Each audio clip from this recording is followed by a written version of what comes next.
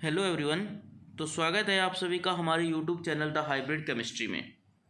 आज की इस वीडियो के अंदर हम डिस्कस करेंगे एचपीएससी असिस्टेंट प्रोफेसर केमिस्ट्री के क्वेश्चन पेपर और उसकी प्रोविजनल आंसर की को, जो कि एग्ज़ाम हुआ था हमारा कल ही 24 जुलाई 2021 के अंदर 2019 की जो पोस्ट थी उनका एग्ज़ाम था ये। तो चलिए शुरू करते हैं क्वेश्चन नंबर 1 से। ये क्वेश्चन नंबर 1 से क्या पूछा गया था? इसके अंदर टोटल 100 क्वेश्चन हैं और 100 ही मैक्सिमम मार्क्स हैं और कोई नेगेटिव मार्किंग थी नहीं। तो पेपर का लेवल भी बहुत ईजी सा ही था। तो चलिए क्वेश्चन नंबर 1 से शुरू करते हैं। तो क्वेश्चन नंबर 1 में क्या पूछा गया है? देखो, क्वेश्चन नंबर 1 में पूछा गया है कि हमें कि जो एन एटम जो होता है पिरिडिन के अंदर, वो कौन सी हाइब्रिडाइज होती है। अब देखो, पिरिडिन क्या होती है हमें पता है। पिरिडिन की स्ट्रक्चर ये होती है, सारे डबल बॉन्ड लगे हुए होते हैं। एन एटम क्या आएगा फिर? sp2 हाइब्रिडाइज आएगा। इसी तरीके से क्वेश्चन नंबर 2 पिरिडिन से ही पूछ लिया कि भाई जो पिरिडिन है, पिरिडिन में कितने पाई इलेक्ट्रॉन होते हैं? 6 पाई इलेक्ट्रॉन होते हैं पिरिडिन के अंदर। तीसरा क्वेश्चन फिर क्या पूछा कि भाई जो यूवी है, यूवी से हम किसको डिटेक्ट नहीं कर सकते? भाई फंक्शनल ग्रुप पता चल जाता है यूवी से, कॉन्जुगेशन तो पता चलता ही है, ज्योमेट्रिकल आइसोमर भी हम पता लगा सकते हैं। ऑप्टिकल आइसोमर होता है वो सिर्फ प्लेन पोलराइज का रोटेशन में डिफरेंस होता है, बाकी सब कुछ तो सेम होता है उनका। तो हम ऑप्टिकल आइसोमर को हम उससे डिटेक्ट नहीं कर सकते। उसके बाद है कि हमें क्या दे रखा है, CN की जो बॉन्ड लेंथ दे रखी है, हमें क्या निकालना है? पोजीशन निकालनी है सेकंड लाइन की माइक्रोवेव स्पेक्ट्रम के अंदर। तो हमें पता है सेकंड लाइन कितने पे आती है? 4b पे आती है। R दे रखा है, R से I निकल जाएगा, I यानी कि म्यू आर स्क्वायर करके, I से B निकल जाएगा, B निकल जाएगा तो 4b निकल जाएगा। तो जो इसका आंसर जो निकल के आएगा वो कैलकुलेट करके देखोगे तुम तो ये आंसर आएगा, इसका B ऑप्शन आएगा। इसका आंसर बी ऑप्शन निकल के आएगा। बी क्या होता है? बी होता है HY8 पाई स्क्वायर IC। ये फॉर्मूला लगाओगे तो यहाँ से बी निकल के आ जाएगा। आई की जगह म्यू आर स्क्वायर लिख दोगे, आर की वैल्यू दे रखी है, सारी कैलकुलेशन करोगे तो आंसर निकल के आएगा इसका बी ऑप्शन। अब क्वेश्चन नंबर है फिफ्थ के अंदर हमसे क्या पूछा गया? फिफ्थ के अंदर में पूछा गया है कि कार्बन कार्बन की मैक्सिमम बॉन्ड लेंथ पूछी है। तो भाई ये तो sp2 है, ये sp3 है, ये भी sp2 और sp2 होता है मतलब मोस्टली। तो ये सिंगल बॉन्ड है, सबसे ज़्यादा बॉन्ड तो यही रहेगी, यानी कि ऑप्शन नंबर डी। इसके बाद बात कर लेते हैं नेक्स्ट क्वेश्चन की। क्वेश्चन नंबर 6 के अंदर हमें पूछा गया है कि भाई C4H9 के कितने आइसोमर बनेंगे। देखो C4H9 बना के देख लो। Cl लगा देंगे एक, दोबारा जो Cl लगा देंगे यहाँ पर, इससे ज़्यादा दो तो ये बन गए। अब चेन को छोटी कर देंगे, चेन छोटी करेंगे तो कैसा बनेगा? देखो 3 वाली चेन कर देंगे, एक यहाँ लग जाएगा, Cl 3 बन गए। दूसरा कौन सा बन जाएगा? दूसरा ये बन जाएगा कि भाई C ये वाला। तो टोटल 4 स्ट्रक्चरल आइसोमर बनेंगे इसके। तो इसका आंसर क्या रहेगा? 4 रहेगा। ठीक है। अब इसके बाद नेक्स्ट क्वेश्चन की बात कर लेते हैं। नेक्स्ट क्वेश्चन हमारा क्या है कि भाई it is possible to distinguish between optical isomer. Optical isomer से पोलैरिमेट्री से एम कर सकते हैं। ठीक है। इसके बाद बात करते हैं नेक्स्ट क्वेश्चन। ये क्वेश्चन ही गलत आया था कि कौन सा एरोमेटिक है। भाई कोई भी एरोमेटिक नहीं है इसके अंदर, सारे के सारे क्या है? ये क्या एंटी एरोमेटिक है, नॉन एरोमेटिक है, नॉन एरोमेटिक है, नॉन एरोमेटिक है, कोई भी एरोमेटिक नहीं है। नेक्स्ट क्वेश्चन है कि भाई कौन सा ग्रुप है जो ऑर्थो पैरा डायरेक्टिंग हो जाता है। देखो नाइट्रोबेंजीन क्या है? मेटा डायरेक्टिंग है। बेंजल्डिहाइड भी मेटा डायरेक्टिंग है। बेंजोइक एसिड भी क्या है? Meta directing. तो एसिटिलाइड आएगा जो कि ऑर्थो पैरा डायरेक्टिंग है, तो बी ऑप्शन आएगा। नेक्स्ट क्वेश्चन की बात कर लेते हैं। नेक्स्ट क्वेश्चन है toluene converted into the benzaldehyde. देखो क्रोमाइल क्लोराइड से तो होता है, ये MnO2 से भी होता है। 2 ऑप्शन है तो मतलब 100% इसका डी आंसर होगा फिर तो, क्योंकि 2 ऑप्शन तो बिल्कुल श्योर है। इसके बाद आते हैं नेक्स्ट क्वेश्चन। नेक्स्ट क्वेश्चन में पूछा है कि भाई एसिड को भाई NaBH4 नहीं कर सकता, ये भी नहीं कर सकता, सिर्फ लिथियम एल्यूमिनियम हाइड्राइड है।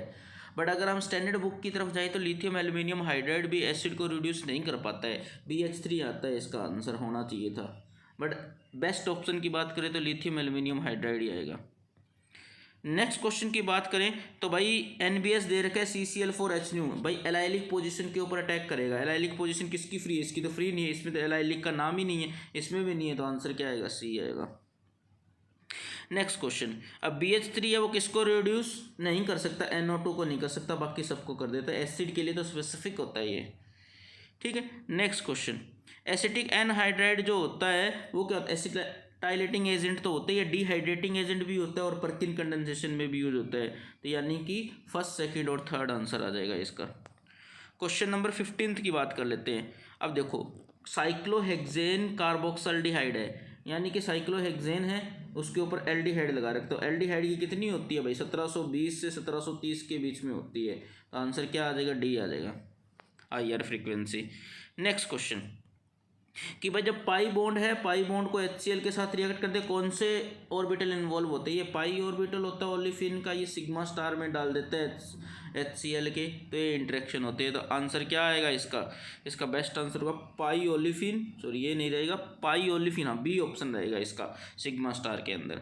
ठीक है, तो नेक्स्ट क्वेश्चन की बात कर लेते हैं। नेक्स्ट क्वेश्चन है कि भाई RNA के अंदर जो प्रेजेंट होता है बट DNA में नहीं होता, वो क्या होता है, यूरासिल आएगा। उसके बाद अल्फ़ा बीटा जो ग्लूकोज होते हैं वो क्या होते हैं, एक दूसरे के एनोमर होते हैं। बेस्ट आंसर एनोमर रहेगा, एपीमर भी हो सकता है बट एनोमर होते हैं कि जो एक ही पोजीशन पर डिफरेंट हो, एपीमर तो कहीं भी हो सकते हैं। अब जो है बायोयूरेट टेस्ट है, कौन नहीं देता, कार्बोहाइड्रेट नहीं देता। ठीक है, इसके बाद है नेक्स्ट क्वेश्चन। नेक्स्ट क्वेश्चन है हमारा, अब ये क्वेश्चन में दो आंसर दें कि जो एंटीपायरेटिक हो एनाल्जेसिक भी हो, वो कौन से, पैरासीटामोल और एस्प्रिन दोनों होते हैं। तो दोनों आंसर सही होने चाहिए इसके, दोनों ही NCERT में देखोगे तो भी दोनों ही दे रखे हैं। क्वेश्चन नंबर 21 के अंदर देखो, BBT से वेव फंक्शन कैसे लिखते हैं, साई इज इक्वल टू क्या लिखते हैं, साई ए प्लस साई बी, ऐसे लिखते हैं BBT से। तो आंसर नंबर क्या आ जाएगा, डी आ जाएगा। उसके बाद है कि भाई इलेक्ट्रॉनिक ट्रांजिशन है हाइड्रोजन एटम का लार्जेस्ट अमाउंट ऑफ एनर्जी, देखो जीरो तो कुछ होता ही नहीं है, रिक्वायर्ड पूछा है तो 2 से 1 भी नहीं आएगा क्योंकि इसमें रिलीज होगी।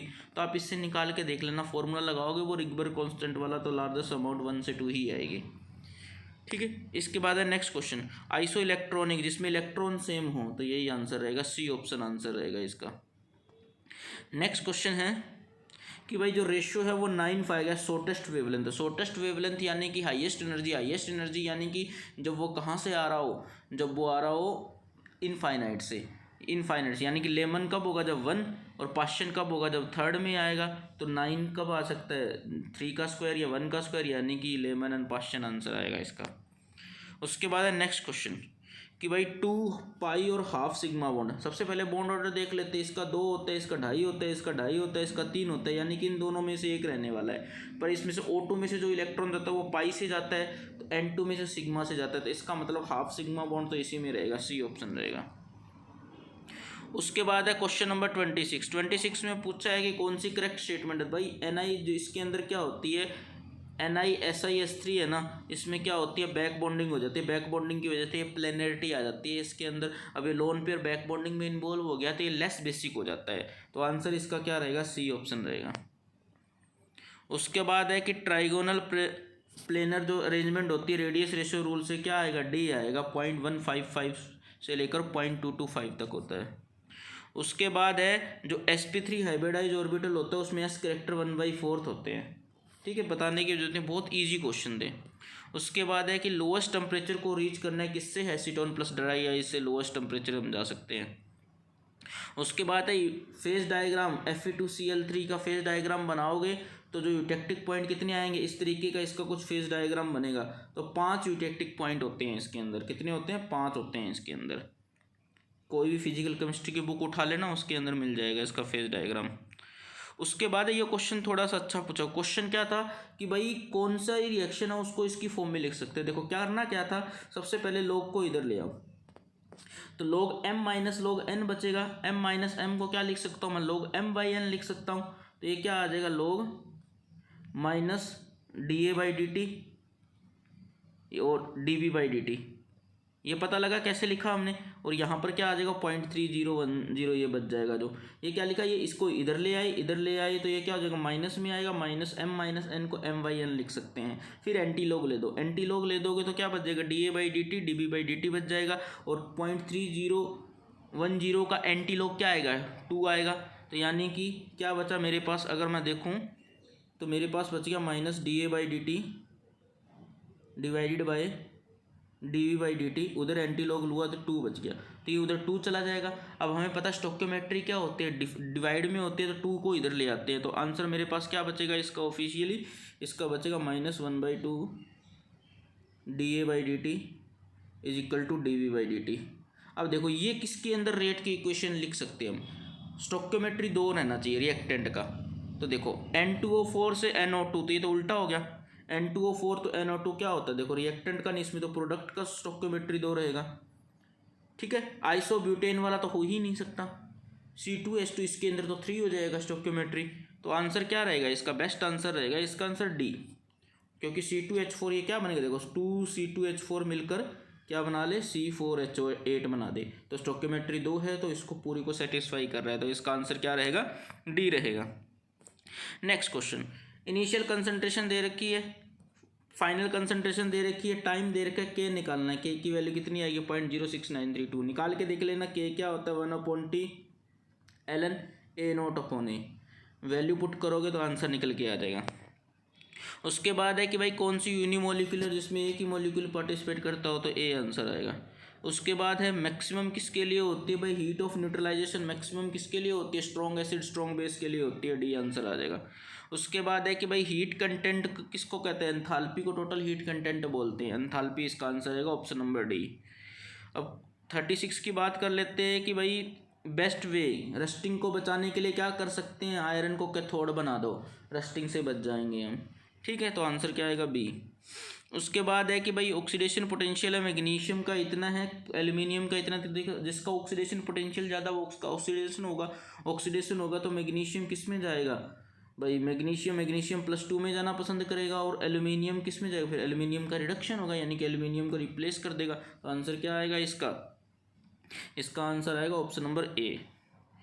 नेक्स्ट क्वेश्चन की बात कर लेते हैं कि भाई जो निकल नाइट्राइट है इसको इलेक्ट्रोलाइज किया जाता है 0.1 फेराइडा इलेक्ट्रिसिटी पास करके, कितने मोल ऑफ निकल क्या होंगे, डिपॉजिट होंगे। देखो सीधी सी बात है, कितने इलेक्ट्रॉन होते हैं, 2 इलेक्ट्रॉन होते हैं, यानी कि 2 फेराडे से कितने हो रहे हैं, 2 मोल इलेक्ट्रॉन होते हैं, यानी 1 मोल इलेक्ट्रॉन यानी कि 1 फेराडे, यानी 2 फेराडे से 1 निकल डिपॉजिट हो रहा है, 1 मोल डिपॉजिट हो रहा है, तो यानी कि 0.1 से कितना होगा, निकाल लोगे इससे, इसका आंसर क्या आएगा 0.05 आंसर निकल के आएगा, ठीक है। उसके बाद है कि भाई शॉर्टेस्ट डिस्टेंस कितनी होती है टेट्राहेड्रल वॉइड के बीच में, एफसीसी के अंदर A/2 होती है, इसको कैलकुलेट करके देख लेना कि जो कितने पे होता है 1/4 डिस्टेंस पे होता है, इधर से ही 1/4, हर एक बॉडी डायगोनल के ऊपर क्या होता है, एक दो टेट्राहेड्रल वॉइड होते हैं, उसके बेसिस पर आप कैलकुलेट कर सकते हो, ठीक है। उसके बाद है कि भाई जिसकी बॉन्ड लेंथ भी इक्वल ना हो और एंगल भी, सबसे ज़्यादा डिसिमेट्रिक कौन सा होता है, ट्राइक्लिनिक आंसर आएगा इसका।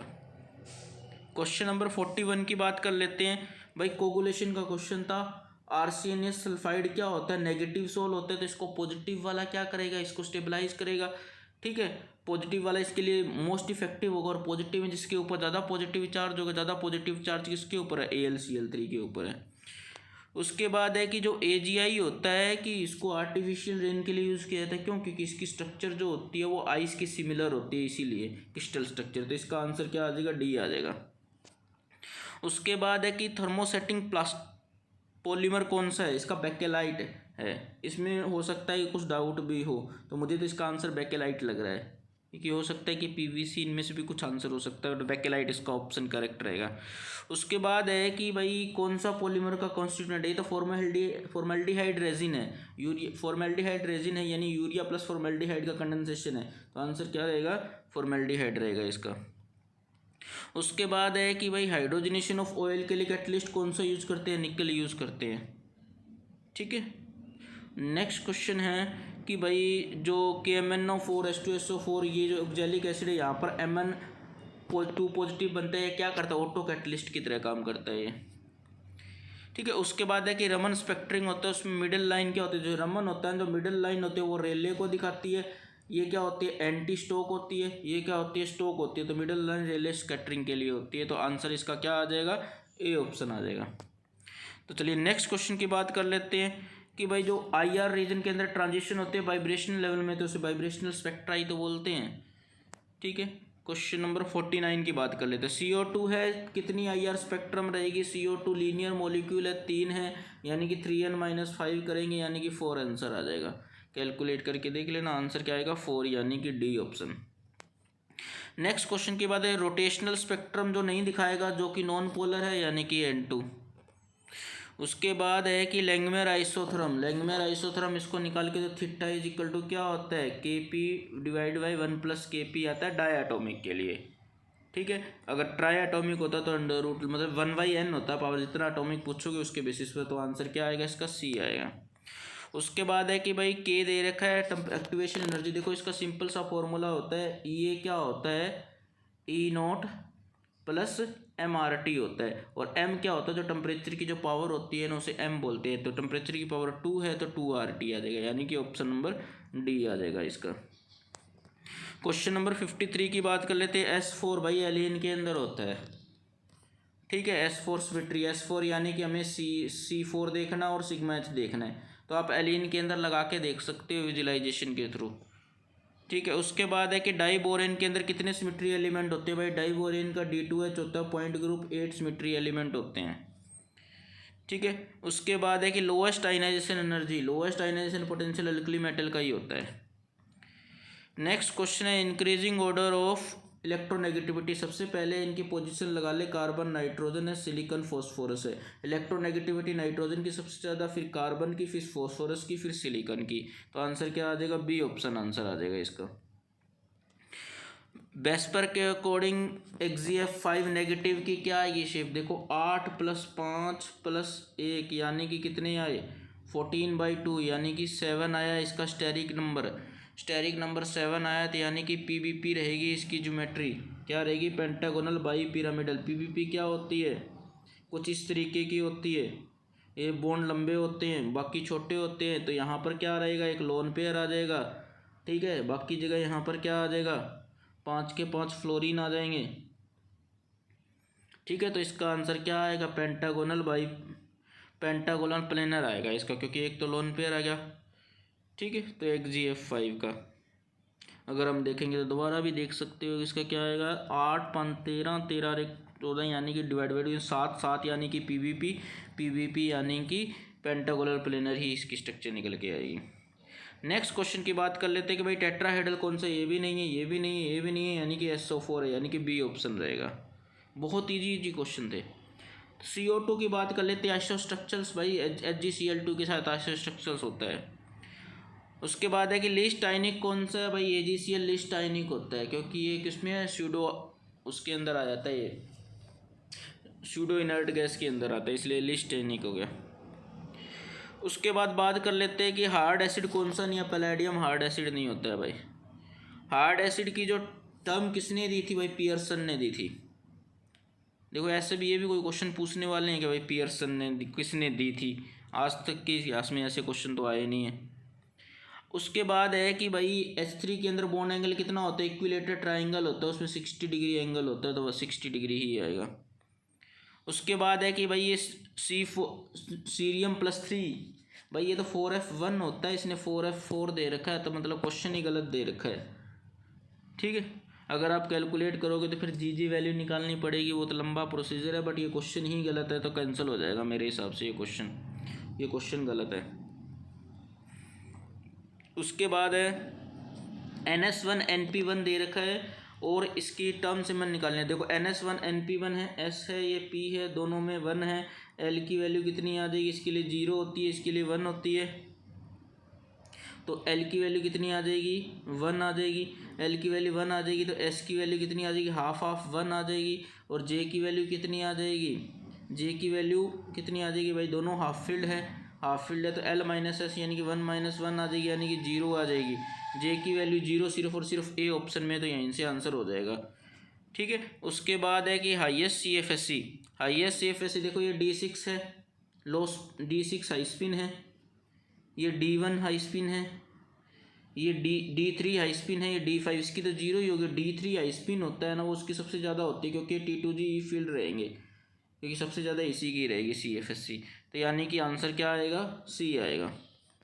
उसके बाद है कि अनपेड इलेक्ट्रॉन भाई D6 टेट्राहेड्रल है, इसमें 4 है। अनपेड इलेक्ट्रॉन सबसे हाईएस्ट इसमें है, आप कैलकुलेट करके दे सकते हो।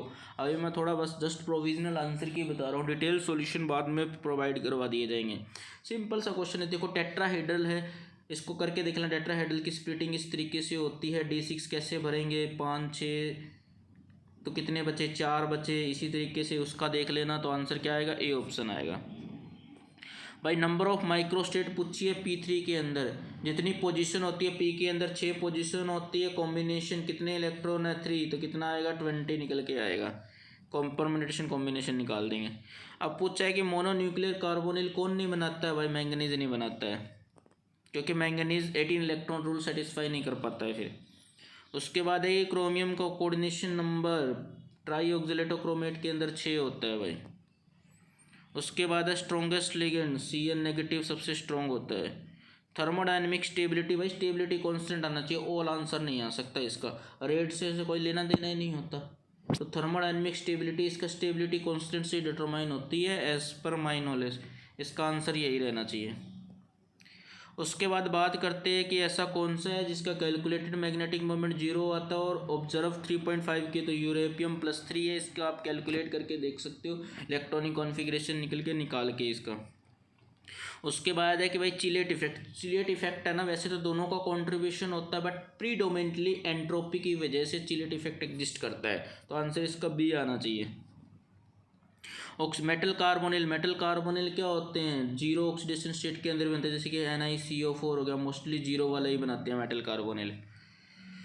तो उसके बाद है जीजस सॉल्ट क्या होता है भाई, PtCl3 एल्कीन का कॉम्प्लेक्स होता है प्लेटिनम के साथ, उसे जीजस सॉल्ट बोलते हैं। देखो वेट रूल के अकॉर्डिंग इसकी जो पूछा, देखो 2- हो तो क्लोजो होता है, 4- हो तो निडो हो जाएगा, 6- हो तो रैकनो हो जाएगा, 0 होता तो हाइपो होता, तो यानी कि ये ऑप्शन है। डायरेक्ट शॉर्ट ट्रिक होती है। उसके बाद है कि अब नॉर्मल हाई मेटालिक रेडियई, अब नॉर्मल हाई किसकी होगी, यूरोपियम और वाईवी की अब नॉर्मल हाई होगी। अब देख सकते हो क्योंकि इनकी जो F6 और F13 का केस होता है, ऐसा करके कुछ केस होता है इनका, उसके बेसिस पर इनका आंसर आ जाएगा। ठीक है, तो नेक्स्ट क्वेश्चन की अगर हम बात करें, अब नेक्स्ट क्वेश्चन है कि एल्युमिनियम BH4 की 3 के अंदर कितने जो वो होते हैं, मतलब 3 सेंटर 2 इलेक्ट्रॉन बॉन्ड होते हैं, इसके अंदर कितने 3 सेंटर 2 इलेक्ट्रॉन। तो आप इसकी स्ट्रक्चर बना के देख सकते हो। एल्युमिनियम है, पहली बात तो हेक्सा कोऑर्डिनेटेड बनाओगे, यहाँ से भी H, B, यहाँ से भी H, B, यहाँ से भी H, तो टोटल कितनी आ जाएंगे, 6 आ जाएंगे, 1 2 3 4 5 6। तो आंसर इसका क्या रहेगा, आंसर इसका डी रहेगा। उसके बाद नेक्स्ट की बात करते हैं कि भाई ये ट्रांजिशन है, इसका तो ऑर्गल डायग्राम बनाना पड़ता है, तो इसका 650 के आसपास आएगा। ठीक है, सब वेवलेंथ सबसे ज़्यादा, एनर्जी सबसे कम, तो सबसे पास वाला होगा ना, तो सबसे कम एनर्जी का तो 650 ही है, यही रहना चाहिए इसका आंसर। ऑर्गल डायग्राम से देख सकते हो। ब्लड क्लोटिंग के लिए भाई कैल्शियम ज़रूरत होता है। अब देखो प्रोटीन कौन सा प्रेजेंट होता है, हिम प्रोटीन होता है, उसके अंदर बी ऑप्शन आ जाएगा। उसके बाद है कि भाई ऑक्सीजन की फ्रीक्वेंसी ऑक्सी हीमोग्लोबिन में 1100 होती है। ठीक है, उसके बाद है कि भाई पीक दे रखी है कितने पे, 3300 पर और 2100, यानी कि ये तो C ट्रिपल बॉन्ड C के लिए 2200 होती है, CH के लिए 3300 होती है, तो आंसर आ जाएगा C। उसके बाद है नंबर ऑफ अनपेयर्ड इलेक्ट्रॉन, अगर आप इस पर निकालोगे वेनेडियम क्या होता है, +3 है इसके अंदर, यानी कि D0 है, D0 यानी कि 0 नंबर ऑफ इलेक्ट्रॉन है।